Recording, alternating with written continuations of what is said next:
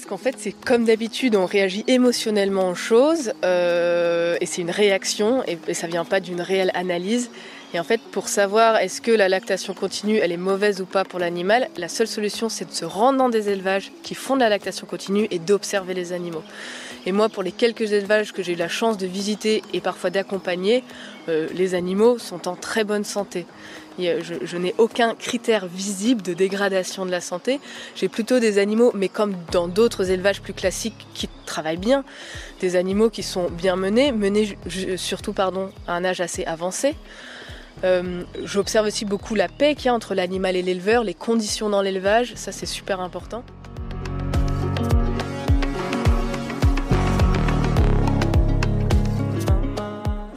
Je vais vous raconter l'histoire d'une graine coplantée par Jean-Yves Ruellou, chèvrier en Bretagne, à Minemeur, et Inès Léraud, journaliste qui a souhaité mettre en lumière une initiative qui lui parlait profondément.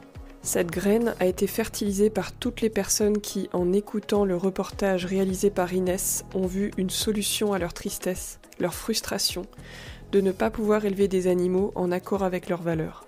Une solution pour rendre possible leur amour pour les brebis, les chèvres, les vaches, dans un élevage qui limite une mort inutile des animaux. Quand je dis cela, je ne suis pas du tout en train de juger les autres élevages laitiers. C'est super important.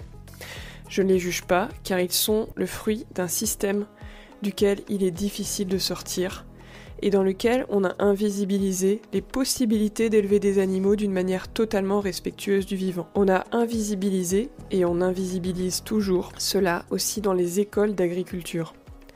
C'est l'histoire de personnes qui viennent des quatre coins de la France pour se retrouver au cœur de la Bretagne et se soutenir, s'encourager dans la pratique de la lactation continue, qui permet de produire du lait, du fromage, en limitant la souffrance animale, en prenant soin du lien qui unit l'animal d'élevage et l'humain, en prenant soin des émotions des paysans et paysannes qui ne peuvent pas accepter indéfiniment la quantité de morts sur leurs élevages. La lactation continue est une pratique ancrée dans une manière de faire de l'élevage qui prend soin du vivant, de la physiologie animale.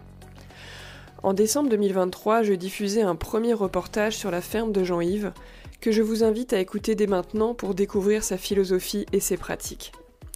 Dans ce reportage-ci, vous allez écouter des humains qui souhaitent s'entraider, se motiver, générer des données pour que la lactation continue soit vue comme une pratique qui réponde à une demande sociétale et aux valeurs d'éleveurs et d'éleveuses qui n'imaginent simplement pas l'élevage autrement. En écoutant ce reportage, je vous invite, si vous êtes éleveur, éleveuse, ou si vous en connaissez qui produisent du lait en lactation dite classique, à juste considérer une nouvelle possibilité, accueillir la diversité des pratiques du monde d'aujourd'hui, et simplement de voir si ça vous donne envie de faire évoluer quelque chose dans votre vie. Nous étions une quarantaine durant le week-end, et c'est un énorme défi de retranscrire 2 jours en quelques épisodes de podcast, surtout quand on trouve tous les sujets intéressants comme moi. J'y suis parvenue et je vous propose 3 épisodes de 45 minutes à 1 heure. On va parler agroforesterie en élevage, immunité de la chèvre, tic et éthique, lactation humaine et lactation de la chèvre, la vache et la brebis, influence de l'environnement naturel sur la lactation, temps de traite, traite à la main ou mécanique, monotraite et bitraite. C'est un reportage qui vous semblera parfois un peu technique si vous ne connaissez pas l'élevage, et en même temps très philosophique et qui bousculera peut-être votre vision du lien animal-humain. Je rappelle que même si en tant que reporter indépendante, je tente de retranscrire de la manière la plus fidèle ce que pensent et vivent les personnes que je rencontre, je ne suis qu'une humaine, je peux faire des erreurs, j'apprends tous les jours comme vous, et ce que je dis n'engage que moi. Si vous souhaitez encourager mon travail, je vous invite chaleureusement à diffuser ce reportage à celles et ceux qui élèvent des animaux ou se sentent appelés par l'élevage, à m'envoyer un message, laisser un commentaire ou noter le podcast sur votre plateforme d'écoute. Je rappelle aussi que vos dons font partie de mon modèle économique et que c'est la meilleure manière de me soutenir, sur Tipeee ou par virement direct, ou autrement, invitation à être créatif. À partir d'un certain montant de dons, je vous propose même un moment de questions-réponses sur l'agroécologie ou des bonus d'épisodes qui ne seront jamais diffusés sur le web. Je remercie du fond du cœur les 20 personnes qui soutiennent mensuellement mon travail, les dernières personnes qui ont fait un don. Benoît, Tiffaine, Athénaïs, Alice et Gérard. Maison Glaze, tiers-lieu joyeux dédié à la transition écologique en bord de mer, soutient également mon travail en me permettant de passer de super moments en coworking à monter ces épisodes. Maison Glaze propose des espaces pour vos réunions et fêtes et des hébergements insolites à 3 pas de la mer. J'espère vous y croiser. Merci d'avoir écouté cette longue introduction et belle écoute à vous.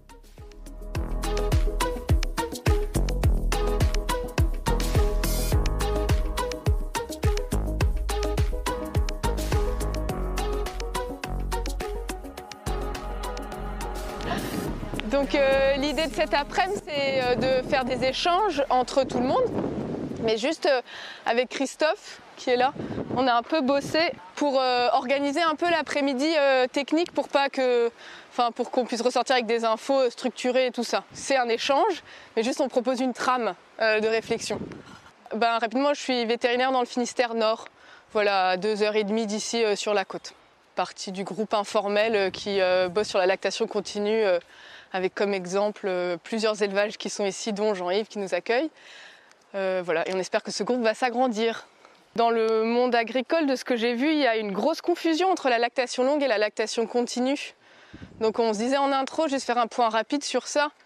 C'est-à-dire que la lactation longue, elle est décrite par l'INRA, par la Chambre d'agriculture, par différents organismes qui travaillent sur les lactations, comme une lactation chez un animal, donc l'animal prédominant qui le fait, c'est la chèvre. Ça ne veut pas dire que les autres ne peuvent pas, c'est juste que c'est l'exemple qui est pris en France. Où donc la lactation dure plus d'1 an. Donc la moyenne souvent qui est trouvée, c'est entre 2 et 3 ans. À la différence d'une lactation continue, où en fait du coup la lactation elle dure tant qu'elle dure en fait. Donc déjà ça, grosse différence. Et après il y a une différence éthique et commerciale qui est que du coup la lactation longue elle a été utilisée dans des élevages surtout dans un souci d'économie. C'était souvent des chèvres qui n'avaient pas pris à l'insémination ou des élevages qui avaient des soucis économiques et où ils trouvaient intéressant de faire du lait pendant l'hiver. Donc du coup avec une histoire de rentabilité et en fait de pouvoir, alors je mets des mots un peu violents, mais extraire le maximum de lait de l'animal. Du coup aussi avec une alimentation parfois beaucoup plus poussive et du coup un état de santé de la chèvre qui se dégrade après. Puisqu'en fait on la pousse à faire un maximum de lait, mais du coup sur un temps plus court que ce qu'elle pourrait faire. Donc si vous cherchez des études de l'INRA, etc., du Capvel, enfin toutes les études qu'on a maintenant en France, parce qu'on en a pas mal sur la lactation longue, vous allez quand même trouver un modèle qui est finalement assez proche de l'élevage intensif. Alors que la lactation continue, l'idée c'est en fait d'avoir des animaux qui font de la lactation tant qu'ils peuvent la faire. Il n'y a pas d'histoire de production obligée, il n'y a pas d'histoire de durée obligée, il n'y a pas de modèle d'alimentation adapté à cette pratique-là. Et du coup, je pense aussi c'est important, peut-être quand on parle entre nous, qu'on utilise lactation continue. Parce qu'en fait, on peut aussi faire de la lactation longue, mais c'est autre chose, c'est pas les mêmes conditions. En fait, on a repris les questions qui revenaient super souvent en fait, dans les échanges, dans les formations. Enfin voilà, les choses, c'est un peu toujours les mêmes questions. Donc on allait faire un point sur l'alimentation, un point sur la traite, donc les techniques de traite, le manuel, le mécanique, la monotraite, la bitraite, tout ça. La gestion des mâles, bien sûr, qui est une grande question. Et en fait, chaque fois, ça va être nourri par les échanges qu'on va tous faire ensemble. Il n'y a pas de... on n'a rien préparé par rapport à ça, quoi. La reproduction, du coup, qui va avec la gestion des mâles et la question du renouvellement. Combien de renouvellement est-ce que j'ai besoin pour pas qu'à un moment, mon élevage risque de s'effondrer? Ce genre de question aussi qui revient. Et la fameuse question cellules et mammites. Et voilà, et puis je mets etc. parce que en fait, les questions, elles vont venir au fur et à mesure. Un peu plus tard, j'ai pu demander à Asilis de me partager ce qui l'anime dans son métier, ce qui l'a amené à participer à l'organisation des rencontres de mi-demeure. Je lui demande de me définir la lactation continue et me partager les questionnements essentiels inhérents à ce sujet. Du coup, je suis Asilis Clapper, je suis vétérinaire dans le Finistère Nord. Je travaille en médecine alternative quasi exclusivement, donc ostéopathie, phytothérapie, acupuncture de tradition japonaise. Je soigne aussi bien des chevaux, des vaches, des chèvres, des lapins, des chiens et des chats. Ce qui m'anime, je pense que c'est assez intéressant parce qu'en fait, je voulais pas être vétérinaire comme tout le monde quand j'avais 5 ans. Je voulais faire autre chose et en première, il a fallu s'orienter et j'ai décidé de faire vétérinaire. En fait, à travers ce métier, j'ai compris ce que c'était le vivant.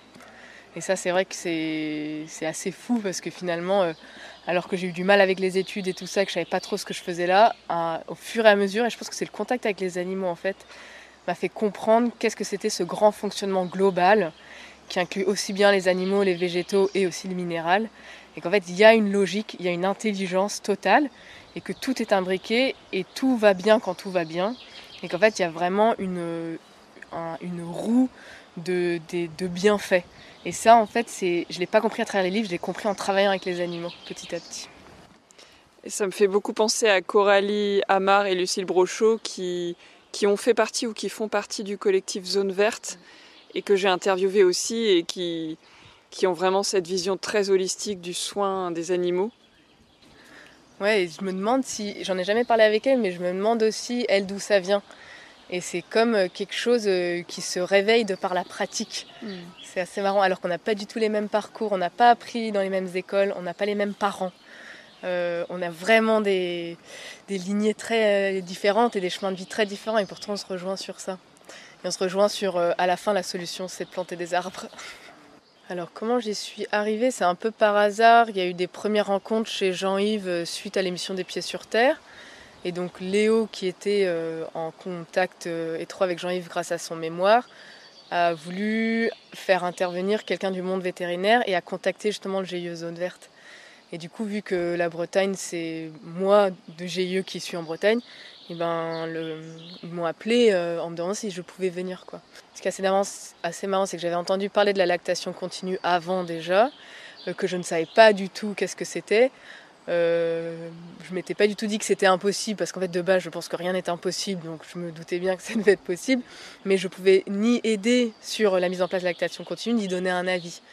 Et donc j'ai été invitée, j'étais super contente du coup d'avoir des témoignages. Là à l'époque c'était vraiment beaucoup Jean-Yves, mais aussi de d'autres gens.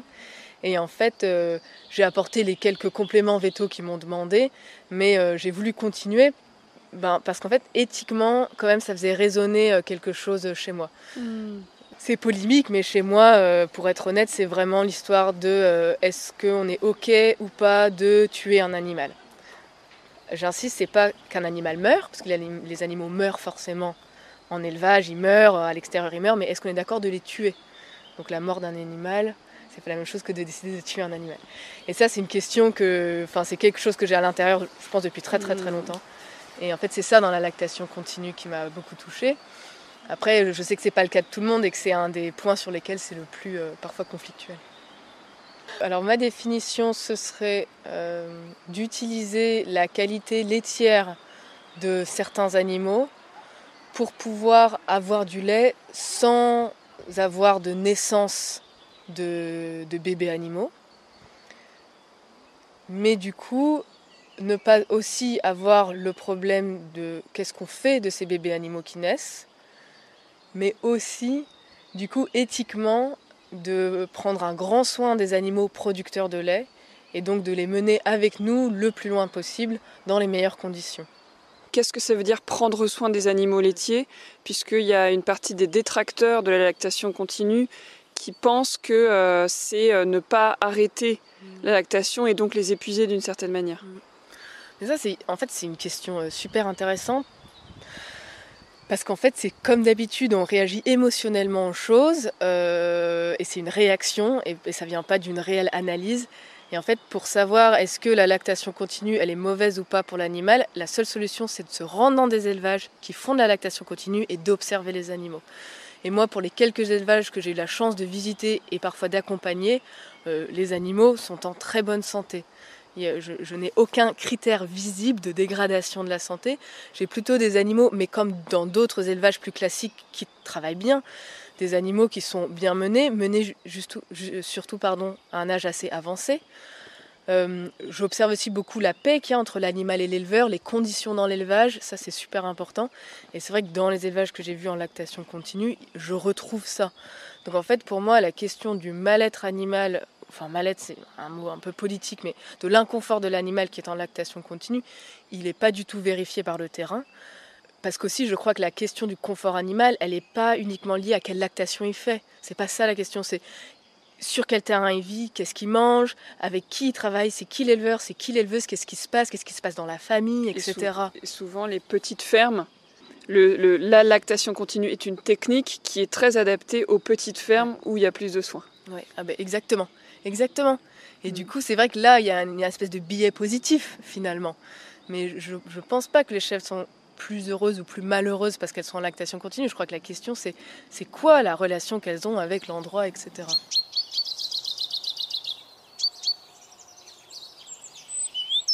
Quand on pratique la lactation continue, est-ce qu'il faut adapter l'alimentation à ce qu'on faisait avant ou à ce qui se fait de manière plus conventionnelle? Est-ce que cette alimentation doit changer selon la saison? Est-ce que c'est faisable dans différentes conditions d'alimentation? Quelqu'un qui va être en montagne ou quelqu'un qui va être en Bretagne comme ici, comment cette alimentation va s'adapter à la pratique de la lactation continue? Les premiers retours, pour faire une très rapide synthèse, c'est que ça marche, en tout cas sur des races a priori productives, c'est que ça fonctionne sans réel changement d'alimentation. Quelqu'un qui a ses vaches, enfin ses chèvres, on pourra parler aussi des vaches et des brebis, en pâturage, il n'y a pas besoin de rajouter 1 kg de concentré tous les jours pour qu'elles continuent à nous faire du lait pendant l'hiver. Mais ça, après encore, l'idée, c'est que les éleveurs présents qui pratiquent déjà puissent au moins présenter leur système alimentaire.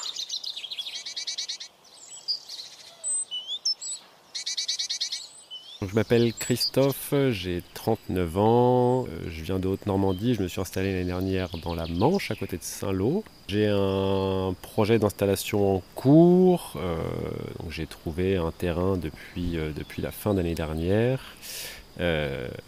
J'accueille mes 10 premières chevrettes demain.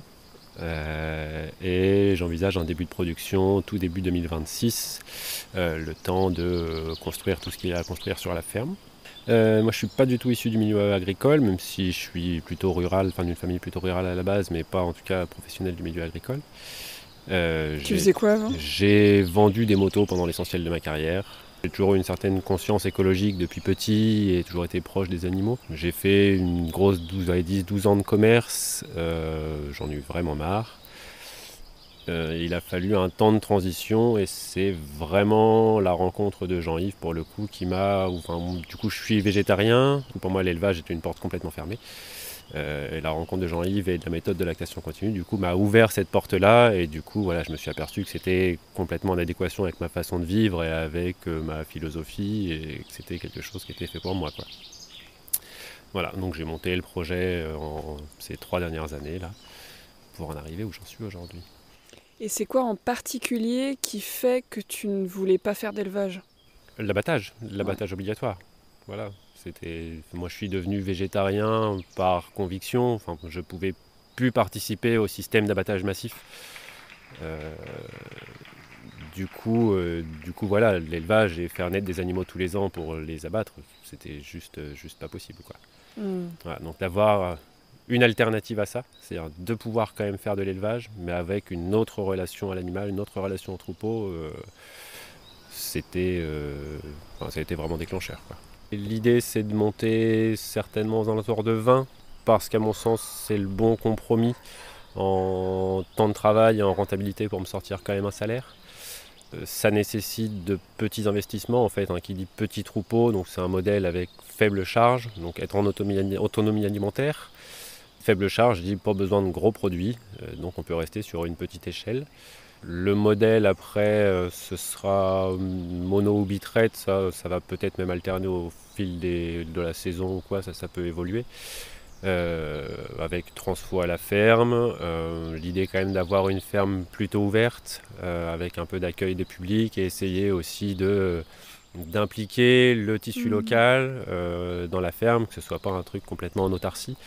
Et puis de développer de la pédagogie et peut-être même de l'animation culturelle sur la ferme. Voilà, essayer de s'ancrer un petit peu dans le village et de dynamiser un petit peu. Surtout que là où on est, il y a quand même une volonté vraiment, en tout cas le terrain est à cheval sur 2 communes. Il y a vraiment une des 2 communes qui est très dynamique sur le sujet, où la mairie a vraiment poussé l'installation des jeunes agriculteurs, et du coup il y a un marché qui s'est créé, beaucoup d'animation, enfin, c'est devenu quelque chose d'assez sympa, quoi, qui regroupe vraiment beaucoup de gens. Il y a un marché tous les jeudis, les gens viennent boire un coup, discuter, etc., même s'ils achètent pas forcément, ils sont pas forcément venus que pour acheter des produits, quoi. Donc tu fais partie de l'équipe d'organisation. Ouais. Et quelle était votre intention avec ces journées, et comment tu te sens pendant ces 2 jours ? L'objectif, c'était d'élargir un petit peu ce petit groupe qui s'est constitué il y a 4 ans maintenant, avec des gens, voilà, qui sont investis au départ, puis certains qui s'en sont éloignés pour diverses raisons de temps ou de volonté personnelle. Donc là, voilà, on était un petit noyau de, en gros, 6-8 personnes pour essayer d'organiser ça. L'idée, c'était... c'est un sujet qui s'est pas mal médiatisé. Donc avec beaucoup de choses qui se sont dites pour et contre. Donc voilà, l'idée c'était d'accueillir cette fois plus de monde, retourner chez Jean-Yves qui a été quand même l'initiateur de la chose, hein, c'est vraiment ce qui a déclenché un peu cette médiatisation.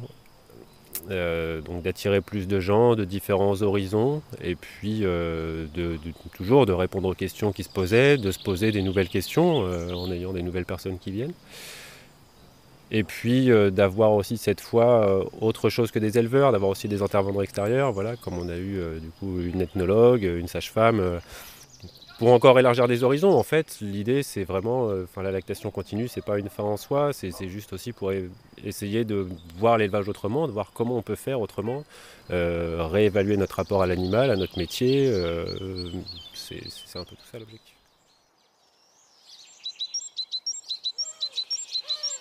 Vous venez d'entendre Christophe, qui fait partie de l'équipe d'organisation des rencontres, que j'ai donc interviewé à la veille de l'arrivée de ses premières chevrettes. On va maintenant aborder la question de l'alimentation, et le premier témoignage, celui de Céline, n'a pas été bien enregistré. Je vous le repartage ici. En gros, Céline élève 36 chèvres dans les Pyrénées-Orientales en contexte très sec. Elle observe que dans sa région, une chèvre qui a donné naissance met plus d'1 an à se remettre en état, alors qu'en lactation continue, les chèvres ont moins besoin de se retaper puisqu'elles ne mettent pas bas, et donc ont des besoins alimentaires classiques. Asilis tempère ce propos en expliquant que le contexte pédoclimatique influence cela. Par exemple, en Bretagne, où l'herbe est souvent et dans beaucoup d'endroits abondante, la chèvre a besoin d'être moins complémentée car elle a déjà un accès abondant à l'herbe.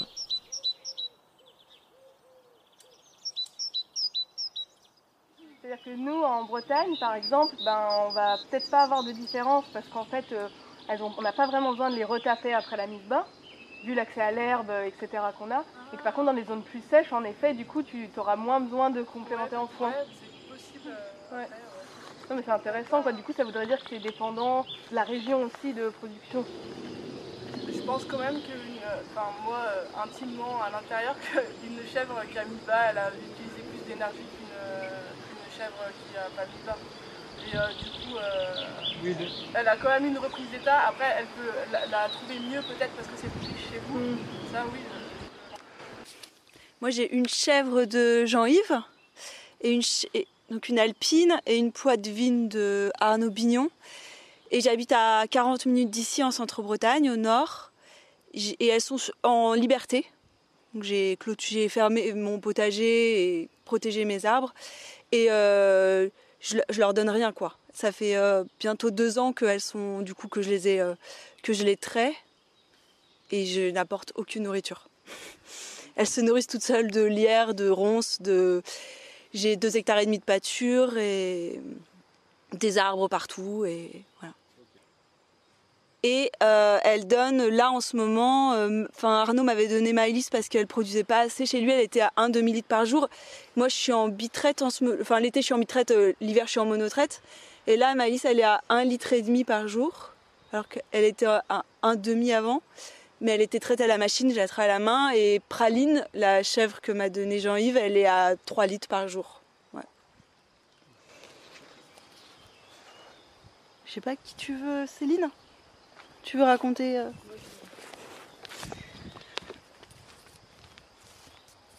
Alors, qu'est-ce que mangent mes chèvres? Alors, moi, je suis pas traite à la main, je suis traite à la machine. Non, moi, j'ai 38 chèvres, on est dans un...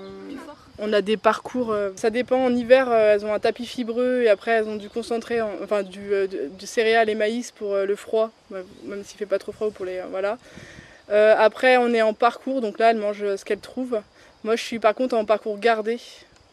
Et bah, c'est timé, en fait. Après, on fait des parcs surtout au printemps, quand l'herbe elle a poussé. Les parcs qui sont pour un repas. Voilà. En été, on a mis en place, quand il ne reste plus que l'herbe elle est sèche, on fait des arbres fourragers. Donc on coupe alors les arbres assez hauts pour que les chèvres ne se servent pas toutes seules. Parce que c'est presque équivalent au concentré et que c'est bien. En automne, c'est notre partie la mieux parce qu'il y a des glands et les feuilles par terre. Donc en gros, l'automne, c'est là où on complète le moins. Et après, en hiver, on a du foin de croc. Et on complète un peu avec des maïs et la féverolle et puis quelque chose. Alors après, le foin, nous, il nous sert aussi à pouvoir pas toujours être obligé de sortir, ni de faire des parcs, pour être un peu en vacances. Voilà, elles mangent plein de choses diversifiées. En fait, c'est difficile, même en parcours, de dire ce qu'elles mangent. Mes parcours, j'ai des parcours méditerranéens, mais j'ai aussi des forêts, bon, pas aussi denses et pas avec de l'herbe aussi haute, mais on en a quand même. Après, moi, mes chèvres, on a beaucoup de noisetiers, parce que c'est le premier truc qui pousse en premier. Enfin, il y a un géographe qui nous a répertorié tous les arbres qu'on avait, mais on n'a pas encore eu le temps de l'exploiter. Mais en gros, c'était très cultivé avant et maintenant ça repousse. Et du coup, on a les premiers arbres qui repoussent au début. Voilà, donc on a beaucoup de noisetiers, ça elles le mangent toutes seules, elles n'ont pas besoin de moi. Et après, de nous quoi. Et après on a les frênes et on a les chênes, ouais, on n'en a pas beaucoup. Mais on les étête aussi parce qu'ils font trop d'ombre et du coup l'herbe elle pousse moins dessus. Après pour nous, on est quand même, voilà, je suis dans les Pyrénées-Orientales, sur 2 ans, il nous manque 1 an de pluie.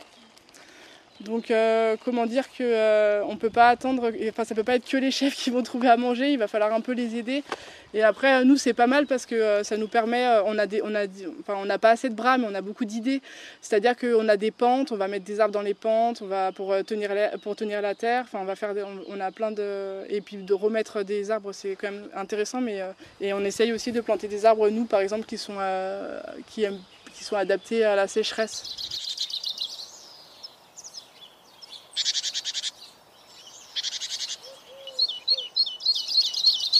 Donc bonjour, Cyril, je suis producteur de chèvres juste à côté à Pleuerdut, donc une petite demi-heure d'ici. Je suis installé avec ma femme, 80 chèvres laitières. On est en lactation continue depuis 2018, principalement alpine. On a quelques croisées saanen alpine, mais on ne sélectionne pas là-dessus. Du coup, en termes d'alimentation, on a Azilis était venu visiter chez nous, donc on a une alimentation assez conséquente. Du coup on est sur 1 kg de concentré, un peu d'orge, un peu de luzerne, ça toute l'année. Enfin on a une ration en gros toute l'année, ce qui change c'est l'accès au pâturage. Donc 10 mois sur 12 elles ont accès au pâturage et 2 mois d'hiver donc à l'intérieur avec que du foin. On tourne autour de entre 830 et 900 litres de lait par chèvre par an. On fonctionne en système de paddock 1 à 3 jours. Donc on a calculé, on s'est basé sur le fonctionnement vache par rapport à l'encombrement au nombre du GB hectare. En gros on est à un quart d'hectare pour le troupeau pour une journée. Et du coup on a des paddocks, on tourne en fonction de la pousse de l'herbe, on reste plus ou moins longtemps, entre 1 et 3 jours, quoi. Et du coup on a des haies autour de chaque parcelle. Donc du coup elles ont accès, nous par contre les branches on les laisse passer, on les laisse pousser, elles ont accès, c'est elles qui font les lagages. Du coup elles ont des feuilles, on a du châtaignier, du chêne, donc on a des glands, on a de la châtaigne à l'automne, donc c'est assez varié voilà, sur l'année, quoi. Et on a des parties un peu marécageuses, donc pas trop accessibles en ce moment, et par contre en plein été, du coup, c'est là où on a eu plus de pousses d'herbe. Donc voilà, c'est un mix un peu de tout. Il reste 2 personnes. C'est toi? Merci. Donc moi c'est Elsa. Donc moi je suis installée dans l'Allier en Auvergne. J'ai 9 hectares de prairies naturelles. Et dessus il y a 2 chevaux, 2 vaches et demie et 30 chèvres. Donc elles sont principalement à l'herbe toute l'année. Soit herbe qu'elles mangent comme ça, soit du foin. Et elles ont un petit mélange de céréales juste pour les attacher pour la traite, juste le matin. Et là en ce moment, j'ai pas racheté de foin, je suis tombée en rate de foin au début du printemps. Donc elles sont passées à l'herbe très très vite et je tamponne juste avec de la paille. Après elles ont accès à pas assez de feuillage à mon goût, mais je suis en train de planter des arbres fourragers aussi justement pour avoir cette ressource en plus, quoi. J'aimerais bien frêne, parce que c'est top. Mais après chez nous c'est plutôt calcaire, donc faut voir ce qui tient. Là principalement ce qu'elles ont c'est du prunelier, qu'elles mangent bien, de l'érable champêtre, du chêne et un petit peu de noisetier, mais c'est pas... voilà. J'aimerais bien un peu diversifier tout ça. Et puis, comme d'autres disaient, il y a aussi les glands en automne, c'est pas négligeable comme apport. Si j'ai l'impression que c'est pas dangereux pour elles si elles y vont tous les jours et qu'elles ramassent tous les jours. Ça fait pas de grosse ingestion. C'est un peu au cas par cas selon les années. Des fois j'ai du très bon foin et puis des fois je trouve que du foin pas top. J'en mets un peu plus, quasi à volonté. Et voilà. Mais c'est sans chichi, quoi. Vraiment.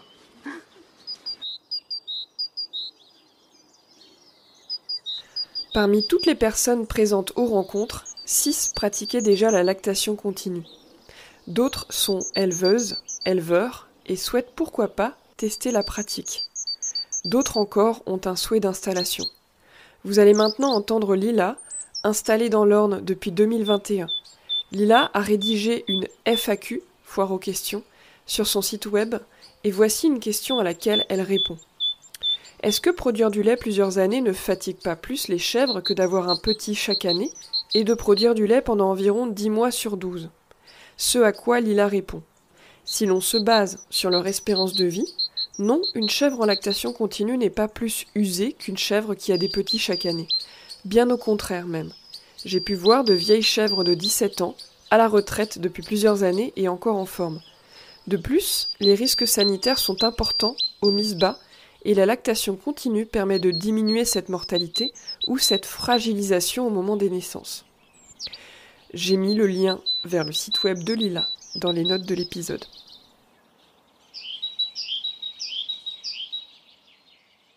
Alors Lila, dans l'Orne, j'ai 15 chèvres, enfin 14 en production.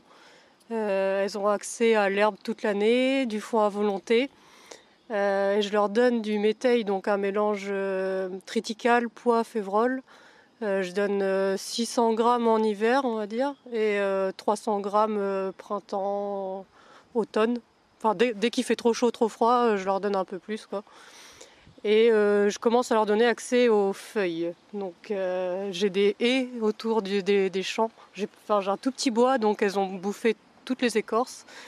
Et c'est la cata, franchement, faut que je développe le truc, parce que je commence à prendre conscience là de l'importance, mais j'en ai pas assez d'arbres. Et donc en fait, les peu qu'elles ont, elles les dévorent, quoi. Enfin, elles se nourrissent d'écorces. Voilà, et ça fait 3 ans donc qu'elles produisent. Je vous laisse maintenant avec les échanges qui ont eu lieu dans le groupe. Vous allez sûrement découvrir des choses épatantes sur les chèvres. Est-ce que quelqu'un a déjà essayé les céréales germées sur son troupeau? Non, mais je connaissais quelqu'un qui le faisait il y a pas fort longtemps. Ouais. Les châtaignes germées, en fait. Ah, d'accord. Ah oui, moi aussi. Oui, parce qu'en fait, quand on les fait à manger des châtaignes, il y a des périodes juste après la saison de châtaigne où on n'est pas encore passé et on se rapproche de l'hiver. Et puis il y a un moment où effectivement elles mangent des châtaignes germées, mais sur place direct. Elles cherchent un petit peu et hop, elles sortent des châtaignes. Même jusqu'à fin décembre quasiment.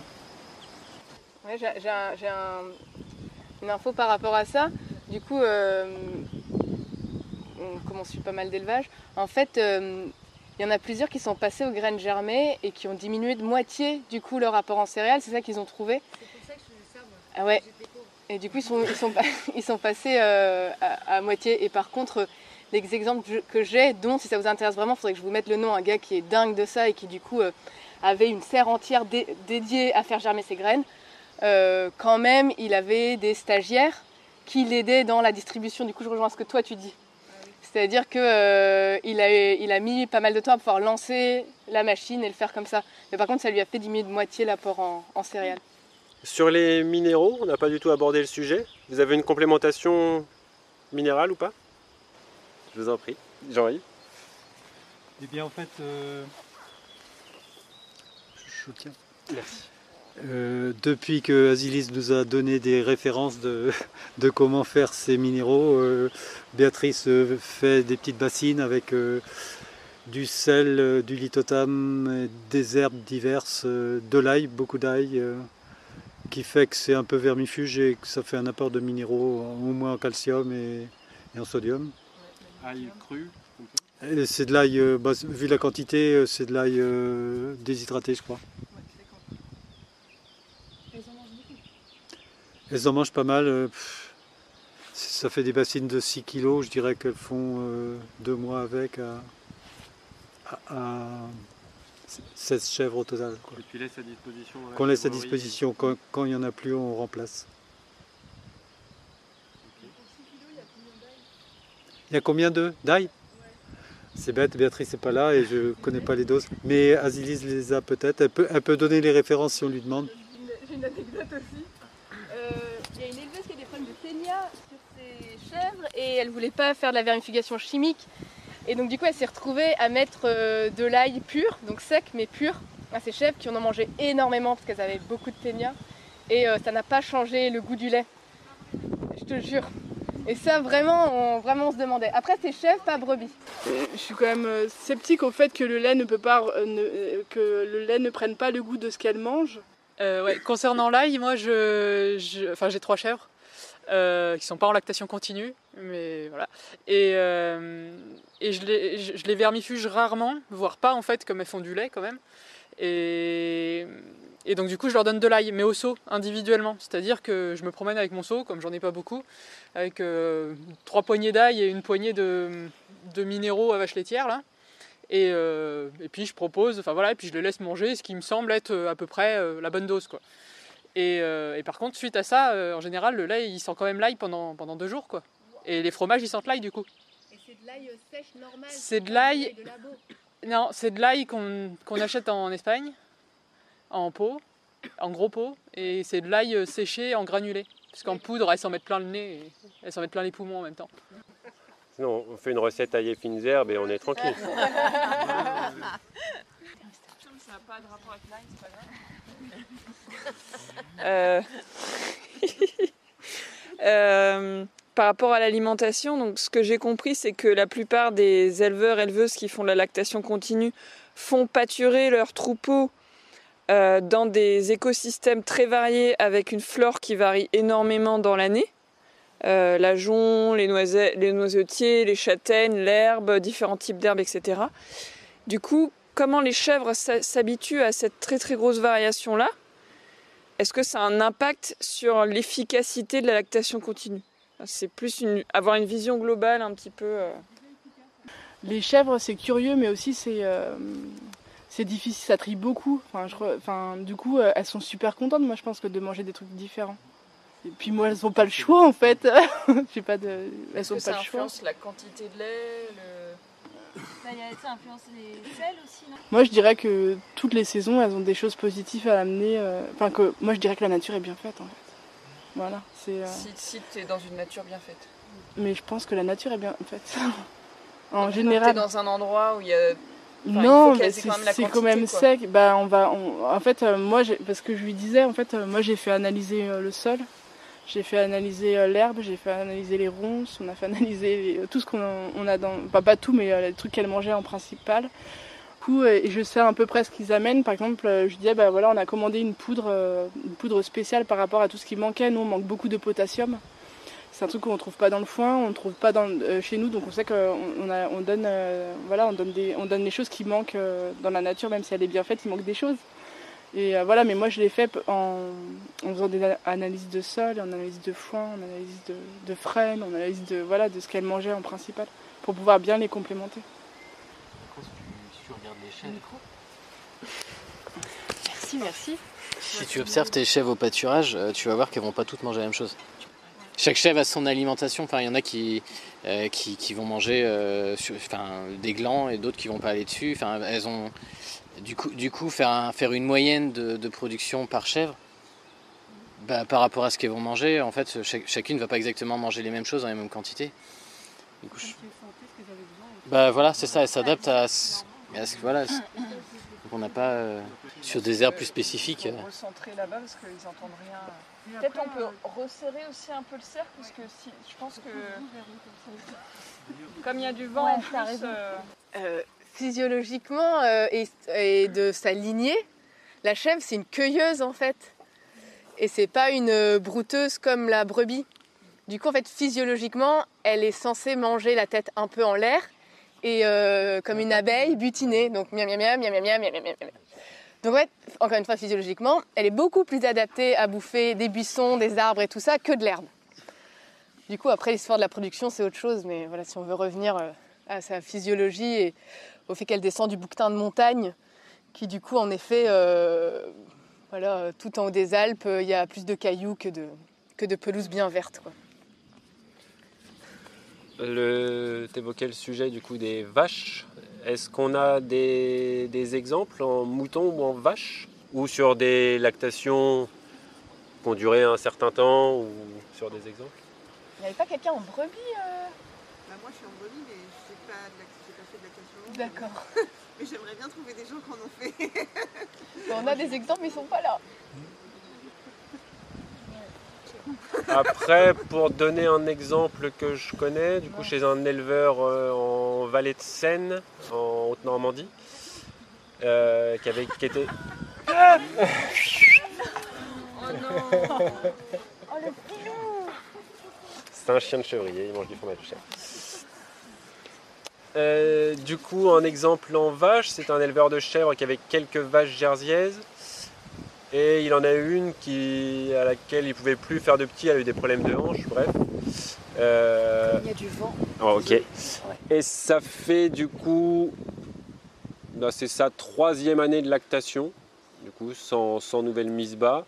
Et puisqu'on était dans l'alimentation, pour le coup, elles sont uniquement à l'herbe et au foin, un peu de betterave fourragère. Les jersiaises. Jersiaises, ouais.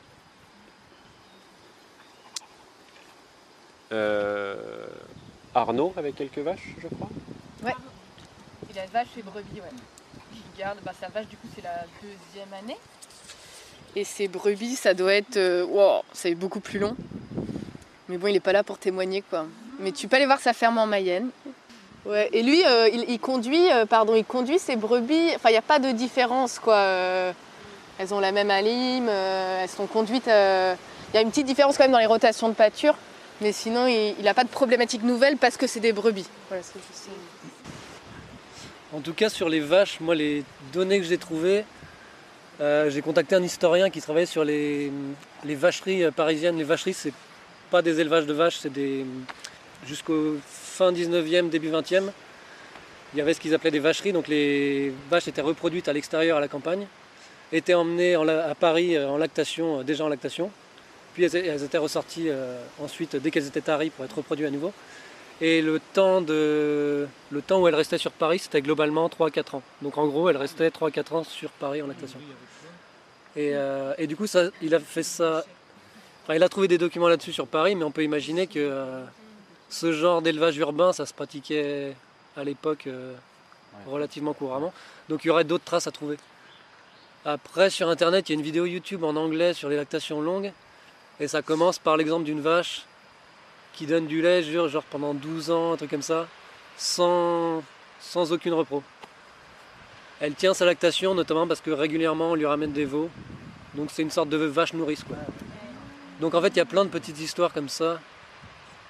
Et après, du côté de l'Angleterre, il y a une ferme où ils pratiquent des lactations continues sur les vaches, en moyenne sur 4 ans. Donc voilà, il y a plein de fragments de... J'ai un message d'Arnaud Bignon, je voulais l'appeler justement pour l'enregistrer, j'ai pas eu le temps. Il dit qu'il a donc 10 chèvres, 10 brebis, une vache. Les brebis vont bientôt commencer leur 3e année de lactation sans Misbah. La vache va fêter son premier anniversaire de lactation. Il est en Mayenne, Arnaud. Il fait des fromages, des nouveaux fromages type reblochon et brie de brebis vaches mélangées. Ces brebis vont commencer leur 3e année de lactation sans Misbah. Et la vache va fêter son premier anniversaire de lactation. Quant à ses chèvres, ça fait je sais pas combien d'années, depuis 2018, 2019, 5 ans. Il fait la traite à la machine et il transforme. Et je connais aussi un élevage où ils font la traite à la main, et ils en ont 63. Et c'est en Lot-et-Garonne, pas loin de Agen. Après, par contre, ils ne sont pas en lactation continue. Mais voilà, ça leur prend 2 heures le matin, 2 heures le soir. C'est un GAEC, donc elles sont principalement 2 à s'occuper de la traite, une de la fromagerie. Et après, en fait, ils sont nombreux parce qu'ils ont aussi des cochons et des poulets. Et ils font du maraîchage. Est-ce que le fait de ne pas sortir les chèvres l'hiver, ça peut stopper la lactation continue? Parce que moi, il y a vraiment le problème d'ongles, parce que souvent la gadoue, quoi. Ça m'énerve et du coup, j'hésite l'hiver prochain à pas les sortir pendant 2 mois. Ça dépend simplement de l'alimentation que tu leur donneras. Si tu continues... Pour la volonté févrole... Oui, si tu as une concentration de ta ration suffisante et tout ce qu'il faut, il n'y a pas de raison. Tu penses pas que c'est juste de tout foirer? Non, du tout. Ouais, faut se méfier aussi parce qu'on a peur, et puis des fois on donne au-delà de ce qui est nécessaire. Je commence à diminuer d'hiver en hiver. Ouais.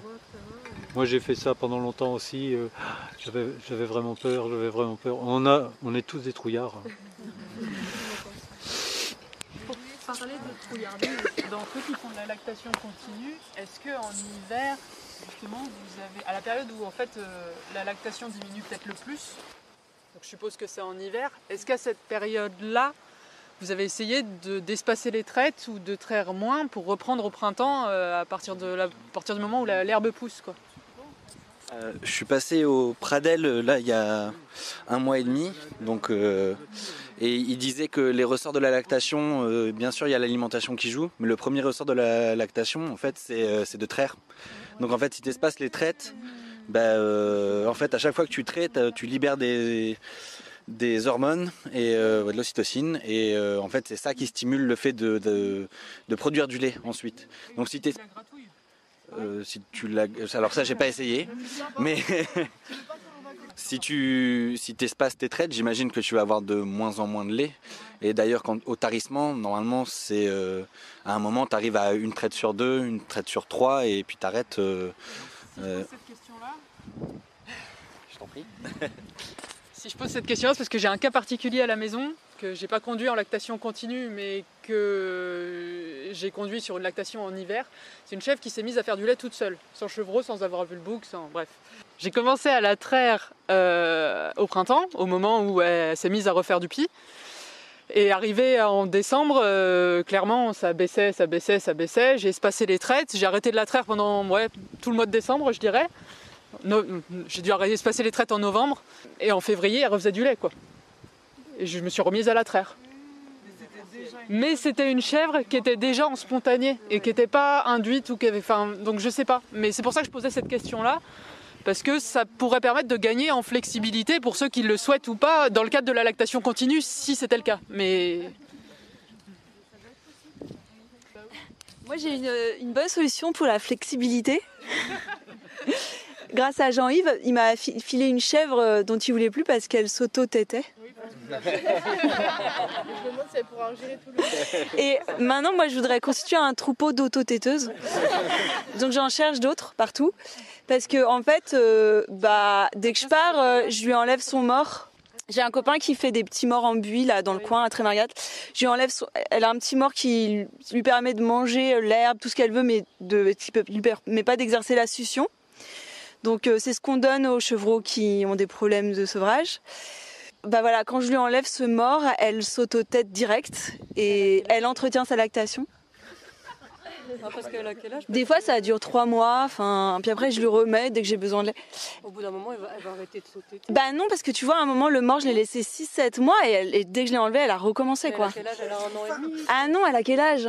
Tu me l'as donné à 3 ans, elle doit avoir 5 ans. Ouais. Et non, mais c'est génial, les autotéteuses. Et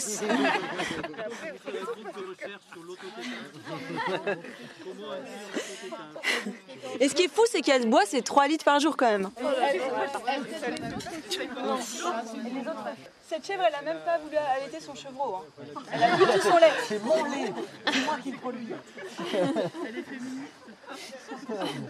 Moi, en Angleterre, j'ai vu qu'ils mettaient des brebis sur des champs de navets. Tu fais ton champ de navets, t'as tes navets, tu balances les brebis dedans et elles déterrent les navets, elles se les mangent. Donc ça doit être possible de... Avec les vaches et les betteraves. Oui, c'est vrai.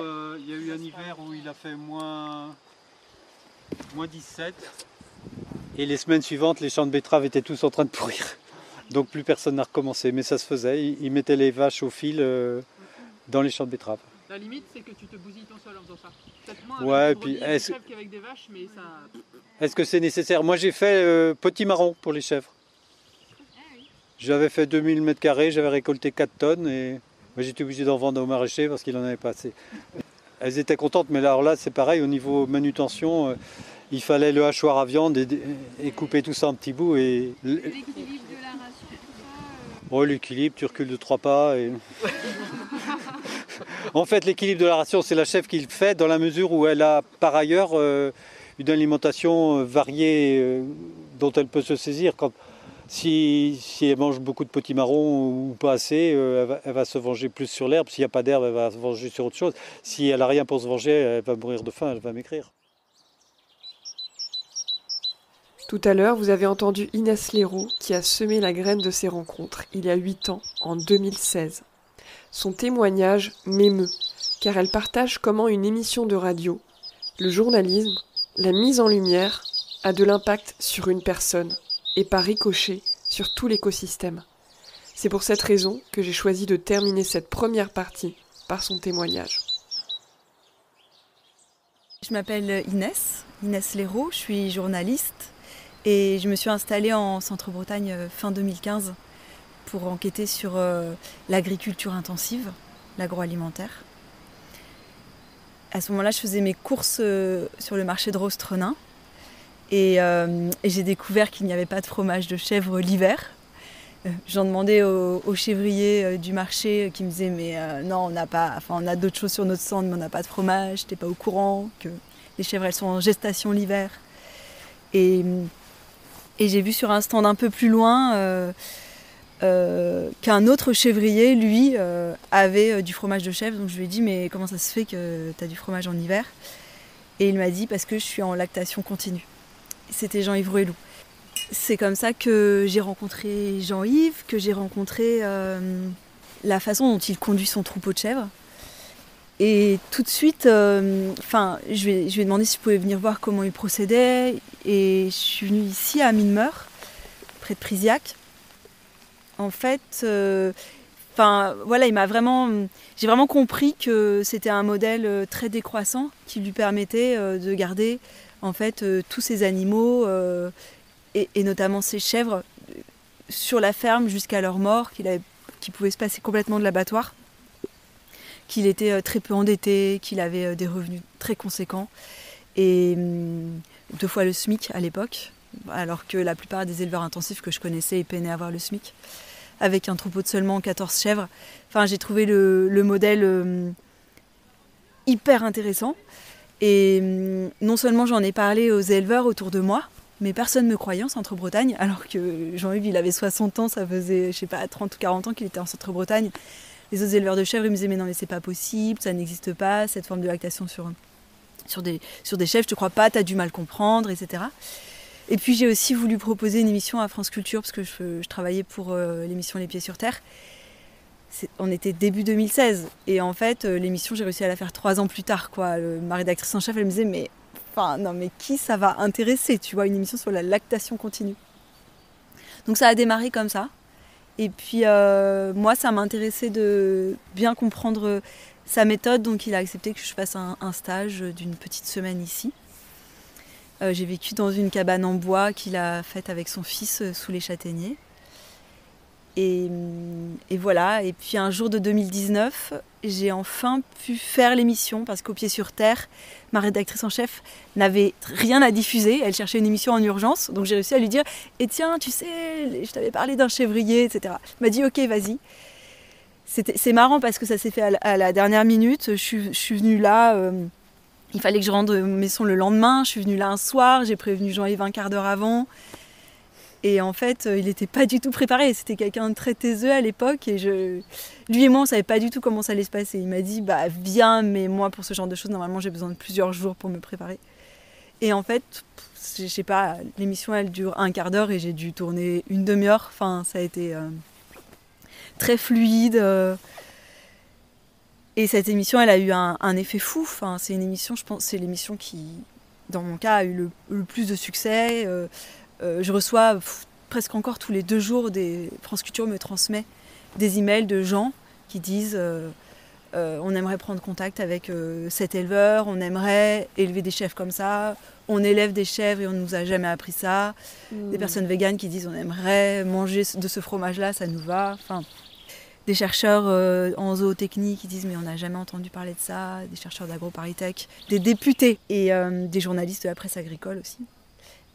Moi, à un moment, j'ai trouvé un lieu où m'installer en Bretagne à moi, parce que je vivais chez des amis jusque-là, il y a 2 ans, avec pas mal de terre, il y a 9 hectares. Et du coup, je me suis dit que c'était possible, peut-être, à mon tour, d'essayer d'avoir des chèvres en lactation longue. Et Jean-Yves m'en a donné une. Et Arnaud Bignon, qui est aussi un éleveur qui avait entendu l'émission et a commencé la lactation longue après avoir écouté France Culture, m'a aussi donné une chèvre qui ne produisait pas assez pour lui. Et donc depuis 2 ans maintenant, j'ai 2 chèvres en lactation continue. Et c'est vraiment dans un but d'autosubsistance. 2 chèvres, ça me permet de faire 25 fromages par semaine à peu près. Ça me permet d'en manger tous les jours, d'en manger des frais, des crémeux, des secs râpés, de faire tout un tas de choses, des chocolats chauds, du riz au lait, etc. Et puis aussi d'en donner beaucoup, d'en troquer. Et en fait, moi, j'ai pas réussi à m'en sortir avec les clôtures. Les chèvres, elles sautaient trop haut, elles franchissaient toujours mes clôtures. Et donc, j'ai découvert que au cours du 15-16e siècle, c'était plutôt les animaux qui étaient en liberté et les clôtures et les cultures qui étaient protégées. Et du coup, chez moi, j'ai appliqué ce principe-là, quoi. J'ai protégé mes jeunes arbres, mon jardin potager, et mes chèvres, elles sont en pleine liberté, donc elles mangent du feuillage, de la ronce, du lierre, et elles se nourrissent de ça que de ça toute l'année, quoi. Et du coup, j'ai quand même beaucoup de lait par chèvre. Tu disais que tu les appelais pour la traite et qu'elles venaient à travers champs. Oui, des fois le matin quand j'arrive, parce que quand il fait bon, je laisse la chèvrerie ouverte, donc elles peuvent entrer et sortir. Enfin, je les enferme pas la nuit, quoi. Donc des fois, elles sortent très tôt le matin, elles sont super loin. Et c'est vrai que c'est étonnant ce qu'elles mangent, quoi, parce que des fois, elles vont passer une journée sur une prairie à manger que de l'herbe, et puis une autre fois, elles vont être que sur de la ronce, que sur de la jeune fougère, ou énormément variées. Et des fois, elles sont très loin dans une prairie en bordure de forêt. Et à ce moment-là, au début, je me disais j'allais les chercher. Et maintenant, j'ai découvert qu'en simplement les appelant, elles accourent en fait de loin à travers champs jusqu'à la chèvrerie pour la traite, quoi. Et ça me connecte à toutes les étudiantes de l'école d'agroécologie voyageuse qui adorent les animaux et qui se questionnent sur comment être éleveur, éleveuse sans tuer. Je pense notamment à Anna, qui a pris le parti plutôt de faire de la laine. Et par rapport à ces journées, donc toi tu as pu participer à plusieurs rencontres à Milmeur, peut-être toutes. Ouais, j'ai participé à toutes les rencontres ici, mais c'est la deuxième ici. Et qu'est-ce que ça te fait de voir tous ces échanges en lien avec la petite graine que tu as plantée et qui, j'imagine, tu pensais pas que ça ferait un si bel arbre aujourd'hui? Moi, je trouvais ça vraiment très, très inspirant, la méthode de Jean-Yves. Donc, quelque part, ça a beaucoup surpris ma rédactrice en chef, l'écho qu'a eu cette émission. Mais moi, je m'y attendais un peu, qu'elle parle à autant de gens, que Mineumeur devienne un lieu collectif, que Jean-Yves produise des si belles choses avec ses arbres, avec ses bambous, un grand abri pour qu'on puisse tous manger sur des tables qui ont été faites avec ses propres arbres. Et puis les si belles toilettes sèches qu'il a faites, les endroits où on peut planter des tentes. Enfin, moi, quand j'ai connu Mineumeur, c'était vraiment un endroit où peu de gens venaient.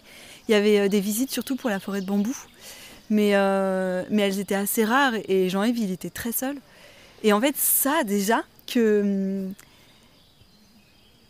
trouve que ça révèle à ce point tout le potentiel d'une personne, qu'on s'intéresse à sa pratique et qu'il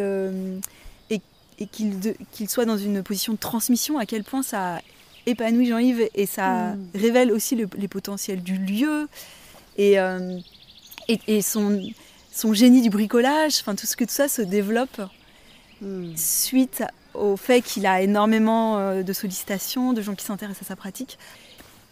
Et puis en fait, comment par ses rencontres lui-même il transforme sa pratique, parce qu'il a rencontré une vétérinaire, il a rencontré d'autres personnes qui expérimentent et qui apportent des nouvelles données. Il y a vraiment un mouvement qui est en train de prendre. Et si ça pouvait être plus, je me dis que cette expérience, elle est à retenir pour éventuellement essayer de la reproduire pour d'autres choses, parce que c'est étonnant qu'avec une émission de radio de même pas 15 minutes, il y ait ce mouvement qui est pris. Parce que toi, tu as eu un tel élan pour permettre à Jean-Yves de transmettre que tu étais à ta place, et du coup, lui, ça lui a... je trouve ça magique que le journalisme puisse créer ça. Il devrait créer tout le temps ça, d'ailleurs. Je sais pas ce que tu en penses, mais le fait que tu transmettes par la radio, ça a généré une transmission chez Jean-Yves qui génère de la transmission chez ceux qui se sont installés grâce à cette émulation et qui aujourd'hui commencent à transmettre aussi. C'est trop beau, quoi. Ouais, c'est vraiment beau. Et ce qui est très beau, c'est que c'est une forme de connaissance vernaculaire, populaire, en dehors des cadres institutionnels. Et on voit que quand les gens sont vraiment impliqués dans la production de connaissances, à quel point on arrive à des... c'est presque de l'ordre du miracle ce que sont en train de découvrir les gens, parce que c'est grâce à cette émission et ce témoignage de Jean-Yves qu'aujourd'hui on en arrive à des personnes qui découvrent qu'on peut produire du lait sans aucune production de chevreaux ou production de petits. En fait, sans aucune mise bas, on peut produire du lait. Et ça, c'est énorme pour l'élevage, par exemple, parce que ils sont vraiment considérés comme des déchets, les petits des races laitières. Ce qui se passe pour le monde paysan est terrible et en même temps passionnant. On vit une époque formidable. Est-ce que tu aurais envie de dire une chose aux jeunes qui souhaitent s'installer ? Mais il faut absolument s'installer. Moi, je pense que c'est un des métiers les plus importants aujourd'hui. C'est la paysannerie. Et j'ai l'impression que c'est très enrichissant d'aller faire des stages chez des personnes qui pratiquent déjà et qui pratiquent avec peu d'endettement. Parce que ça permet de voir ce qui est possible. Et une fois qu'on est endetté, c'est très difficile de revenir en arrière.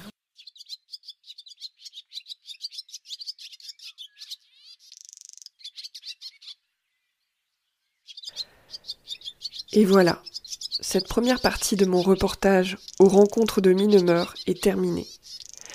Je vous invite à faire un cycle de 3 respirations pour commencer à intégrer ce que vous venez d'écouter.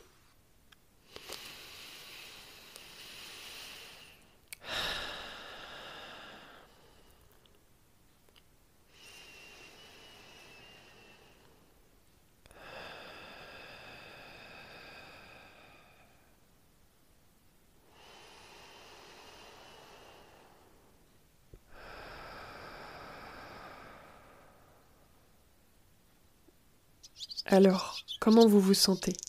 Ça fait du bien, non ? Dans les 2 prochains épisodes, les échanges se poursuivent. Nous allons parler de l'immunité des chèvres, de l'importance que les chèvres évoluent dans un environnement boisé et diversifié, de la place des mâles, de la lactation humaine et des parallèles à faire avec la lactation des chèvres, mais aussi de la posture politique que nécessite une telle pratique. À bientôt, prenez soin de vous et de tous les êtres qui vous entourent, du mieux que vous pouvez.